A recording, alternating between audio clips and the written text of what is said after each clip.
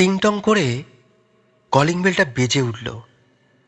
একটু বাদেই লালবাজারের police inspector বিজয় দত্তকে নিয়ে ঘরে ঢোকে চাকর ভজা।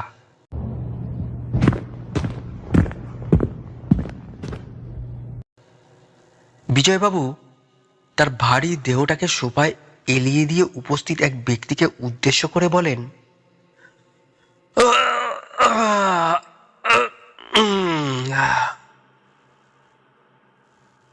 এখনই একবার তোমায় বেরোতে হবে। আজ একটা মার্ডার হয়েছে।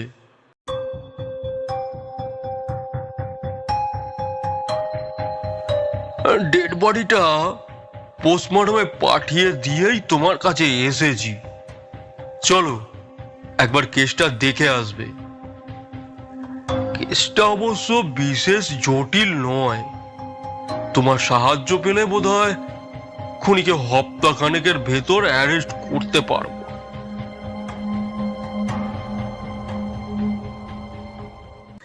প্রাইভেট ডিটেকটিভ সুবীর বোস সব প্রশ্ন দৃষ্টিতে তাকিয়ে জিজ্ঞাসা করে, কে খুন হলো? বিজয়বাবু চুটে অগ্নিসংযোগ করতে করতে বললেন,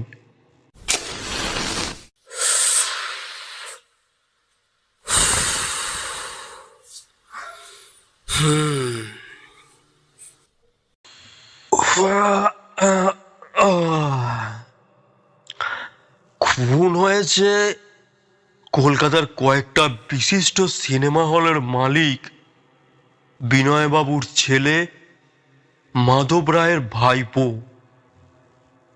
সুবীর জিজ্ঞাসা করে, বিনয়বাবু বছর কয়েক হলো মারা গেছেন না?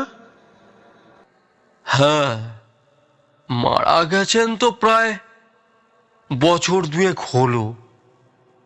সুবীর আবার বলে, 5 মিনিট অপেক্ষা করুন, আমি তৈরি হয়ে নিচ্ছি। মিনিট পাঁচেক বাদে দোতলার সিঁড়ি বেয়ে নেমে আসে বিজয়বাবু ও সুবীর।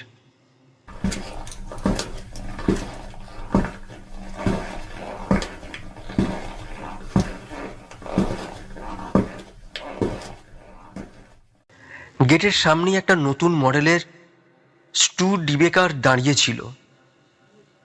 বিজয়বাবু সেটাতে দেহ রক্ষা করে সুবীরকে বলেন, আরে